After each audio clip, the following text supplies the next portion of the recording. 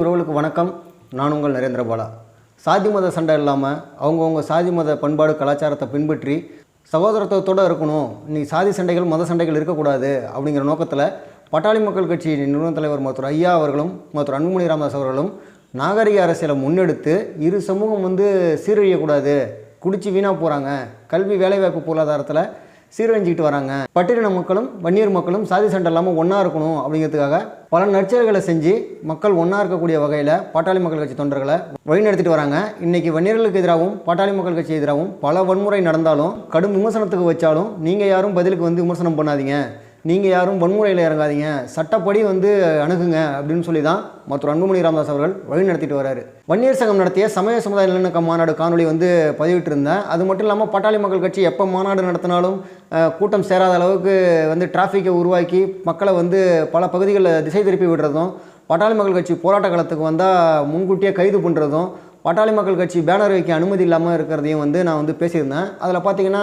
சில விசிகாவினர் ஆதங்கத்தையும் வன்மத்தையும் வெளிப்படுத்தியிருந்தாங்க. அந்த வன்னியர் சங்கம் நடத்திய சமய சமுதாய நல்லிணக்க மாநாட்டில் கூட்டமே இல்லை, அது போகிற வழியில் விசிகா கொடிகம்பத்தை உடச்சிங்களே, இது ஆம்பளத்தனமா, இது நீங்கள் செய்யலாமா, இது சாதி வெறி இல்லையா அப்படி இப்படின்னு பேசியிருந்தாங்க. இதை சரின்னு யாருமே சொல்லலை, தவறு யார் செஞ்சாலும் தவறு தான்.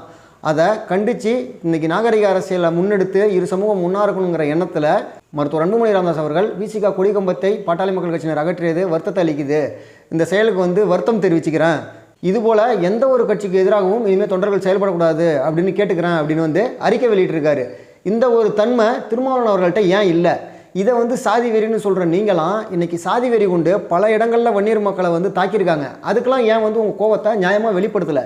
நாங்கள் நியாயமாக சொல்கிறோம். அதாவது வன்னியர் மக்கள் பாதிக்கப்பட்டாலும் பாதிக்கப்பட்டாங்கன்னு சொல்கிறோம், பட்டியலின மக்கள் பாதிக்கப்பட்டாலும் பாதிக்கப்பட்டாங்கன்னு சொல்கிறோம். இன்றைக்கி வேங்கை வயலில் மலம் கறந்த பிரச்சனைக்கு மருத்துவர் ஐயா அவர்கள் முதல்ல குரல் கொடுக்குறாரு, கண்டனம் தெரிவிக்கிறாரு. மருத்துவர் அன்புமணி ராமதாஸ் அவர்கள் கண்டனம் தெரிவிக்கிறாரு. நாங்குநேரியில் நடந்த பிரச்சனைக்கும் கண்டனம் தெரிவித்தாங்க. எல்லாத்துக்குமே பொது உடைமையாக தான் செயல்பட்டு இருக்காங்க. ஆனால் திருமாவளவன் அவர்கள் இன்றைக்கி வேங்கை வயலில் மலம் கலந்தது தன் சமூகத்தை சார்ந்தவங்க தான் அப்படின்னு தெரிஞ்சதும் அதை ஏற்றுக்க மறுக்கிறாரு, விசாரணை பண்ணுங்கிறாரு. அங்கே எல்லா பகுப்பாய்வும் செஞ்சு எல்லா அறிக்கையும் கொண்டு தான் அதை குற்றவாளி இவங்க தான் நிரூபிச்சிருக்காங்க. வீடியோ ஆதாரங்கள், ஆடியோ ஆதாரங்கள் எல்லாமே இருக்குது.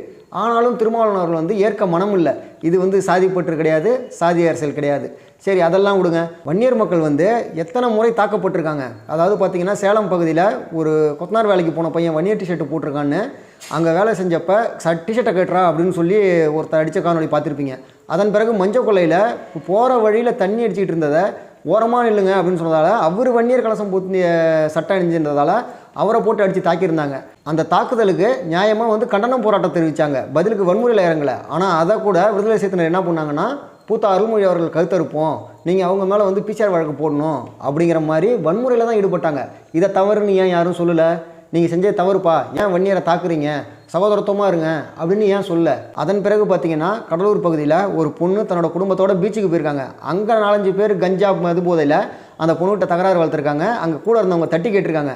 அந்த பொண்ணு கையில் கலசம் பச்சை குத்திருக்கவும் அந்த பொண்ணுக்கிட்டையும் அநாகரிகமாக பேசுகிறாங்க, சாதியை சொல்லி திட்டுறாங்க, சண்டைக்கு இழுத்து வன்முறையில் ஈடுபட்டிருக்காங்க. அதுக்கு ஏன் யாரும் கண்டனம் தெரிவிக்கல? அதன் பிறகு ராணிப்பேட்டை பகுதியில் இதே போலே வேகமாக போகாதீங்க, பொறுமையாக போங்கன்னு சொன்னதுக்காக பாட்டாளி மக்கள் கட்சிக்காரங்க என்பதற்காகவே பெட்ரோலை ஊற்றி கொளுத்தி கொலை பண்ணியிருக்காங்க. அந்த பையன் இறந்துட்டார். அவர் கோணா சமுதாயத்தை சார்ந்தவர். அதுக்கே யாரும் கண்டனம் தெரிவிக்கல. திருமாவளவன் அவர்களும் தெரிவிக்கல. அதன் பிறகு திமுகவில் சமூக நீதி பேசுகிறவங்களும் யாரும் கண்டனம் தெரிவிக்கல, ஆழ்ந்த இரங்கல் தெரிவிக்கல. அதே போல் திமுக அதிமுகவில் உள்ள வன்னியர்கள் கூட இதே போல் வன்னியர் பாதிக்கப்படுறாங்க அப்படின்னு குரல் கொடுக்கல. ஆனால் இன்றைக்கி ஒட்டுமொத்த சமூகத்துக்கும் பாட்டாளி மக்கள் கட்சி குரல் கொடுத்துக்கிட்டு இருக்கு. இத்தனை சம்பவங்களுக்கும் திருமாவளவன் அவர்கள் கண்டனமும் தெரிவிக்கல, இதே போல் நல்வழிப்படுத்தி ஆலோசனையும் வழங்கலை, ஒரு வருத்தமும் தெரிவிக்கல. அப்போ இது என்ன சாதி வெறி, இது என்ன சாதி வன்மம்? இதெல்லாம் சொன்னால் நாங்கள் சாதி வெறியன், ஆனால் நீங்கள் சமத்துவமாக இருக்காங்க. முதல்ல இரு சமூகமுமே சாதி வெறி இல்லாமல் அவங்கவுங்க வாழ்க்கை தரத்தில் முன்னேற பாருங்கள். அதை தான் மருத்துவர் அன்புமணி ராமதாஸ் அவர்கள் வலியுறுத்திட்டு வராரு. இன்றைக்கி போதையால் இரு சமூகம் வீணாக போய்கிட்டு இருக்கு அப்படின்னு சொல்லி இன்றைக்கி மாற்றத்துக்கான பாதையை நோக்கி மக்களை முன்னேற்றுங்கிற நோக்கத்தில் பயணிச்சிட்டு இருக்காரு. அவரோட அதே பறையர் சமூகத்தை சேர்ந்த ஏர்போர்ட் மூர்த்தி அண்ணன் அவர்கள், பூவையார் ஜெகன்மூர்த்தி அவர்கள் இணைஞ்சு செயல்பட்டுக்கிட்டு இருக்காங்க. இதுதான் மாற்றத்துக்கான வழி. இதுதான் இரு சமூகமும் சகோதரத்துவமாக இருக்கிறதுக்கான வழி. சாதிய மோதலை தூண்டி சண்டை வளர்த்து சீரழிஞ்சு இந்த இரு சமூகத்தோட குடும்பமும் வீணாக போகிறதுக்காக அரசியல் செய்யலை. அதை திருமாவளவன் அவர்கள் செய்யக்கூடாது அப்படின்னு தான் நாங்கள் சொல்கிறோம். அதை நீங்களும் உண்மையாகவே மனசாட்சிப்படி நியாயமாக யார் தவறு செஞ்சாலும் தவறுன்னு சொல்கிற மனப்பான்மைக்கு வாங்க. இன்றைக்கி மருத்துவர் அன்புமணி ராமதாஸ் அவர்கள் இதை கண்டித்து வருத்தம் தெரிவிச்சிருக்காரு.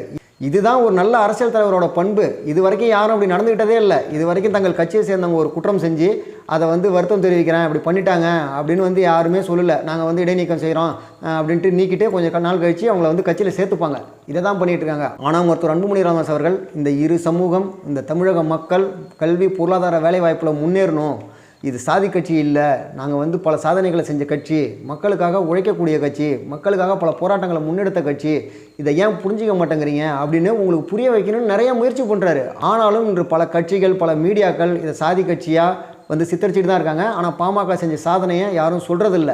அதே போல் பாமக மேலே நேரக்கூடிய விமர்சனங்களுக்கும் பாமக செஞ்ச நல்லதும் சொல்கிறதுக்காகவும் தான் பேசுகிறோம். நியாயமாக எல்லாத்துக்காகவும் தான் குரல் கொடுக்குறோம். அதே போல் விசிக தலைவர் திருமாவளவன் அவர்களும் அவர் சேர்ந்த தொண்டர்களும் மனசாட்சியோட நியாயத்தோட நடந்துக்குங்க. சாதி மத பேதமின்றி நல்லதே நினைப்போம், நல்லதே செய்வோம். நன்றி.